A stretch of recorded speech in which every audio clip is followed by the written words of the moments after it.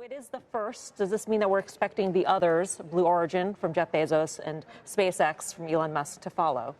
We aren't expecting those two particularly because SpaceX has said multiple times that they're not going to go public until they reach Mars. So that's a little bit ways off. Blue Origin is wholly owned by Bezos, so they don't have a need yet to go public. But there are other companies such as Rocket Lab and OneWeb that could come public in this new generation of private space companies. Wondering, making it all profitable, how you do that, if it's simply flying civilians into space for a price, or if you have to do deals with governments and other areas to draw enough revenue in.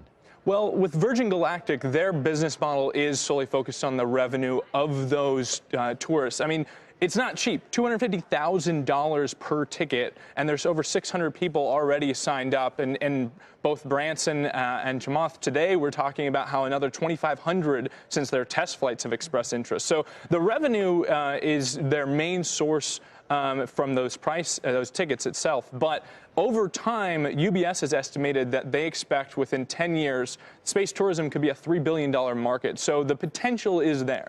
They actually said, Chamath had said that they were aiming for profitability in 2 years, which seems astounding to think that 2021 could be the day. But Sir Richard, what was so interesting about how he talked about his business is he was talking about the optionality that they have to go into other businesses along the way, because their spacecraft, unlike Elon Musk's and Blue Origin, which rely on huge rockets to catapult them into space, more like an airplane. Yes. So he was talking about hypersonic travel to destinations on Earth.